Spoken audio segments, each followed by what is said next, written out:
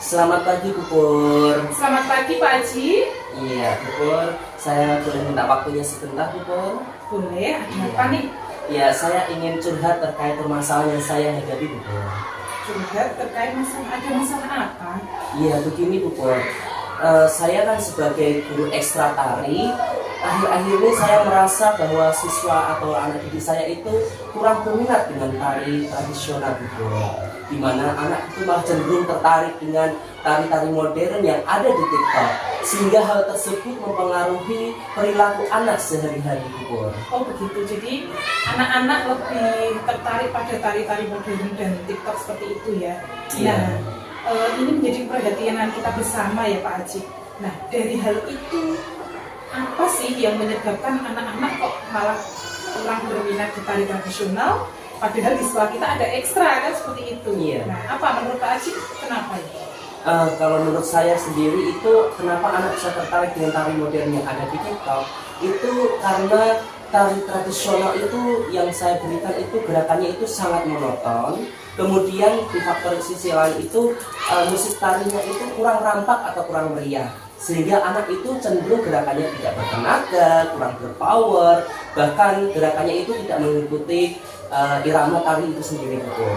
Oh seperti itu, jadi musik-musiknya kurang nampak, berarti kurang sesuai dengan yang diminati anak. Iya. Nah, sejauh ini Pak Haji dalam pemilihan musik, pemilihan gerakan seperti itu, apa yang dilakukan selama ini Pak Haji? Dalam kegiatan ekstrakurikuler tari, saya itu hanya memberikan tutorial gerakan-gerakan tari sesuai dengan musik yang sudah ada, dan siswa itu hanya mengikutinya langsung dengan tutorial yang saya berikan, Bu. Oh begitu, Iya. jadi belum melibatkan anak nih? Iya, saya belum melibatkan anak, ya, Bu. Oh seperti itu. Nah, dari hal itu, maka apa nih menurut Pak Haji yang bisa mendorong anak-anak untuk bisa terlibat aktif, untuk bisa semangat, untuk bisa minat lagi terhadap ekstra tari tradisional yang kita selenggarakan di sekolah?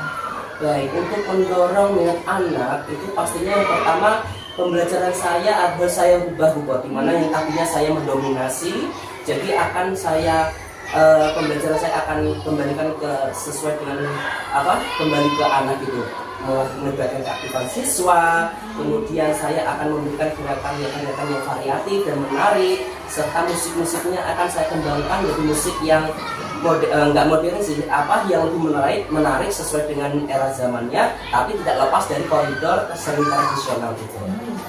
Saya setuju dengan Pak Haji.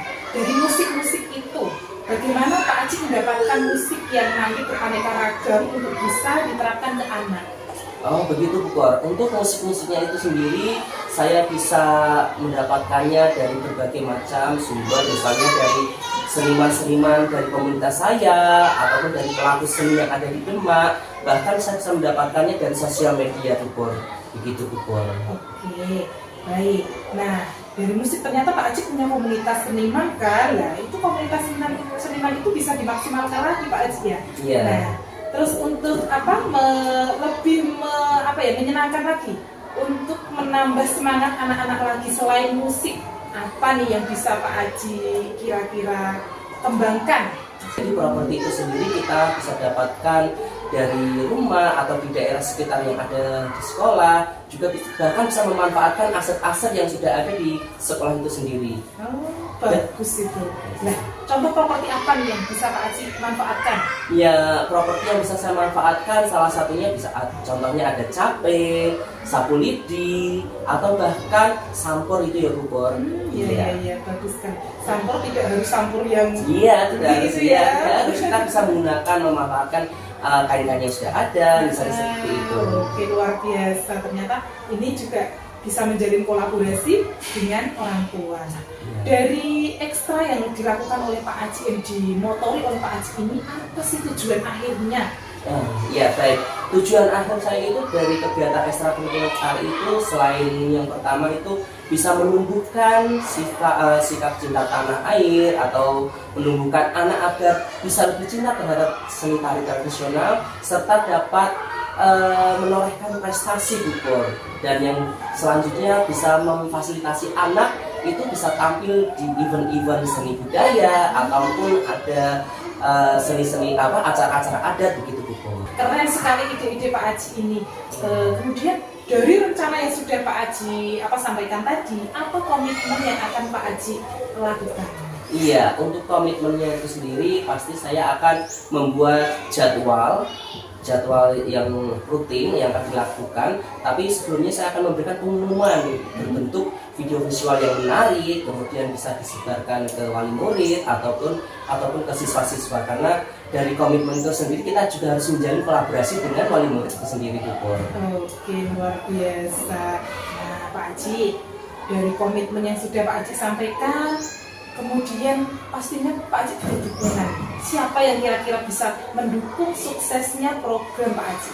Iya, untuk kegiatan ekstrakurikuler kali ini pasti saya membutuhkan dukungan dari berbagai macam pihak. Yang pertama saya membutuhkan dukungan dari kepala sekolah, kemudian rekan guru, wali murid, serta bahkan dari pihak luar seperti seniman-seniman yang ada di komunitas saya begitu Bu Pur. Bagaimana perasaannya sekarang?